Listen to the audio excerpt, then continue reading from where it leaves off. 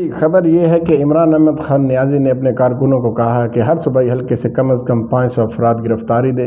اور خان صاحب کیڑے پاسے قوم نو لان لگ گئے؟ خان صاحب تھوڑا خیال کرو جناب، کیا آپ کے کارکنوں نے شہباز گل کو نہیں دیکھا؟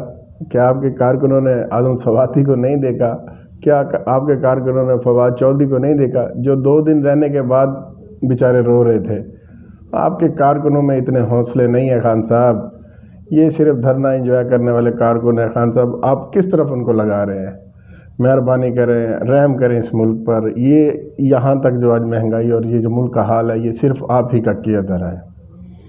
یہ جو چند ایک کارکن آپ کے پاس رہ گئے نا جو دھرنا انجوائے کرنے والے ہیں، وہ تو شاید آپ کے کہنے میں آ جائیں، لیکن اب عوام سمجھ چکی ہے اس ملک کا آپ نے کیا حال کر دیا ہے۔ آئی ایم ایف ہمیں قرضہ دینے کو تیار نہیں ہے، کوئی ملک ہم سے دوستی رکھنے کو تیار نہیں، کیونکہ آپ نے سب کے ساتھ اتنا برا سلوک کیا ہے کہ وہ اب ہمارے ساتھ چلنے کو تیار نہیں ہے۔ صرف سیدھی سی اور سمپل سا ایک موازنہ ہے۔ کیا 2018 میں اس طرح کا ملک تھا؟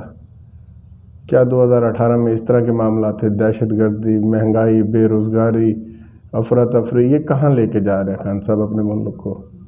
صرف آپ کو اقتدار چاہیے، صرف آپ کو چاہیے کہ میں وزیر اعظم کی سیٹ پر بیٹھا رہوں اور کوئی مجھ سے پوچھنے والا نہ ہو۔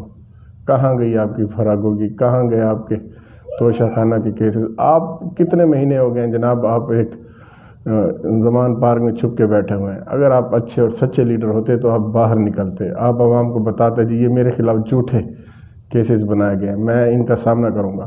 مجھے آج بھی وہ دن یاد ہے جب آپ نے کہا تھا پاناما میں سب سے پہلے وزیر اعظم کا احتساب ہونا چاہیے، اور ہوا احتساب۔ انہوں نے اس احتساب کے بعد کہاں گئے پاناما کیسز؟ کہاں گئے تمام لوگ؟ کوئی کیس، کوئی پاناما میں بھی کچھ بھی نہیں نکلا۔ آپ نے صرف آپ نے قوم کو فدو بنایا اور اتنا نقصان ملک کا کر اس حال میں لے کے آ گئے۔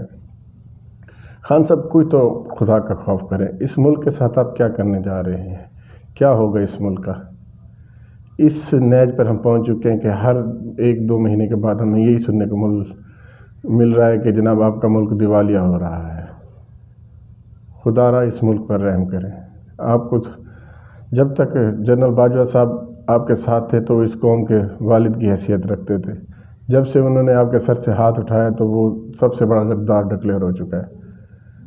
ہم ان کی صفائی میں کچھ نہیں بیان کرتے، انہوں نے بہت زیادتیاں کی ہیں، بہت ظلم کیا، صرف آپ کو اقتدار پر بٹھانے کے لیے انہوں نے کیا کچھ نہیں کیا۔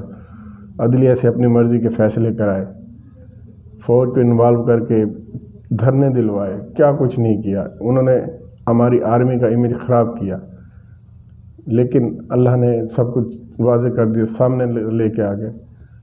جب سے انہوں نے آپ کے سر سے ہاتھ اٹھائے آپ کہیں کے نہیں رہے۔ اب آپ بالکل ایک جیسے ایک نارمل انسان ہوتا ہے ویسے آپ کا حال ہے۔ آپ چاہتے ہیں صرف اور صرف میں اقتدار میں رہوں، اس کے علاوہ کچھ بھی نہیں۔ تو اقتدار بھی آ جائے گا، اگر کچھ اچھا کریں گے تو اقتدار بھی آ جائے گا۔ ابھی تو آپ نے ملک کا یہ حال کر دیا کہ اس ملک کی قوم کا کوئی پرسان حال نہیں، غریب بیچارہ مر رہا ہے۔ پچھلے 2013 سے 18 تک 4-5 سال جتنا نواز شریف کی گورنمنٹ رہی، چینی کا کیا ریٹ تھا؟ 50 سے 55 روپے، اس سے اوپر تو نہیں گئی۔ گھی کا کیا ریٹ تھا؟ 150 روپے لاسٹ ٹائم مجھے اچھی طرح یاد ہے۔ آٹے کا کیا ریٹ تھا؟ یہی بنیادی چیزیں ہیں جو آپ نے غریب کی پہنچ سے چھین لی ہیں۔ خدا را اس ملک پر رحم کریں، ان غریبوں پر رحم کریں۔ اگر آپ واقعی سچے اور اچھے لیڈر ہیں تو ایک اچھی طرح سے سامنے اور بتائیں کو ہاں جی یہ غلطی میں نے کی ہے، یہ مجھ سے ہوئی ہے۔ ہمیں توشہ خانہ سے آپ کا کوئی لینا دینا نہیں، ہم غریبوں کی وہاں تک تو پہنچ بھی نہیں ہے۔ صرف آپ نے وہاں پر بھی ہمارے ملک کا امیج خراب کیا۔